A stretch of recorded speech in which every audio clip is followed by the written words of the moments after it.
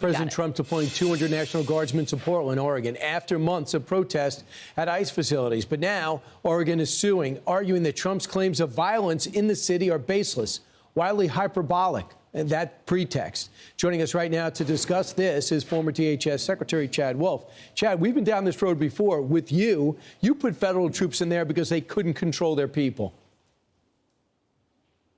Well, that's exactly right. We saw this during 2020 when Portland was out of control, when you had very violent protesters late at night trying to lay siege to a federal building there. And time again, I had asked the governor of Oregon, the mayor of Portland to help protect DHS law enforcement so that they could do their job. And time again, they said no. And so I sent in over 250 DHS law enforcement officers to protect federal facilities there. And that's what President Trump's talking about. He's talking about surging National Guard to protect ICE officers and other federal law enforcement doing their job there in Portland, because the simple fact is the mayor and the governor refuses to let the Portland Police Department do their job and help federal law enforcement. Right, but you did something with federal troops, federal protection services. Are they able to do more than the National Guard would be able to do? Might that be a better option? Well, we did. We sent in CBP law enforcement officers, ICE law enforcement officers, and others. They do have arrest authority, so a little different, unique than someone like the National Guard. And so they had that ability to go out into the crowd, understand who was committing the violent acts, witness those acts, and then arrest them as well. Look, the best case here is to let Portland police do their job, but the mayor and the governor have to get out of their way and let law enforcement do their job. If they're not going to do that, then President Trump and his team have no other alternative than to send federal law enforcement in there to make sure that federal law enforcement, ICE officers there in Portland are safe.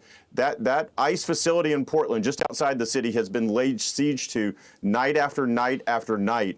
And unfortunately, we don't want another incident like we saw in Dallas to happen. I know. The president has no choice, in my view. They got to step up. They said they were going to step up in other areas when the president threatened before. Let's see if they do it.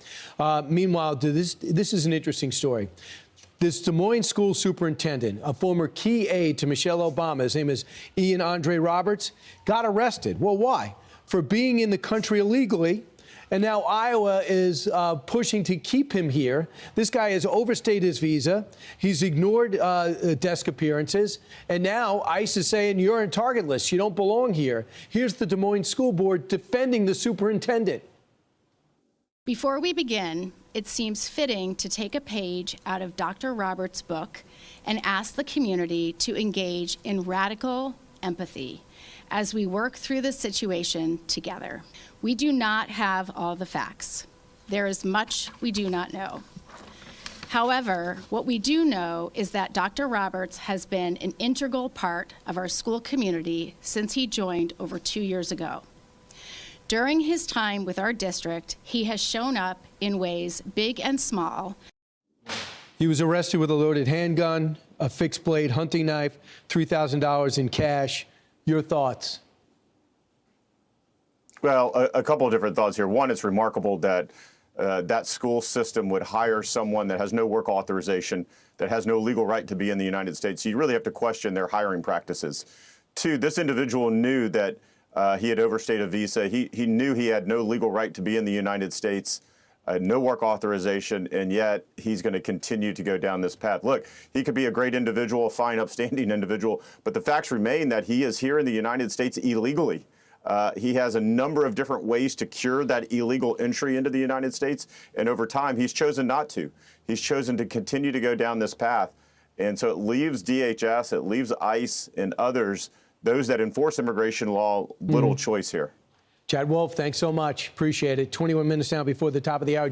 I'm Steve Doocy. I'm Brian Kilmeade. And I'm Ainsley Earhart. And click here to subscribe to the Fox News YouTube page to catch our hottest interviews and most compelling analysis.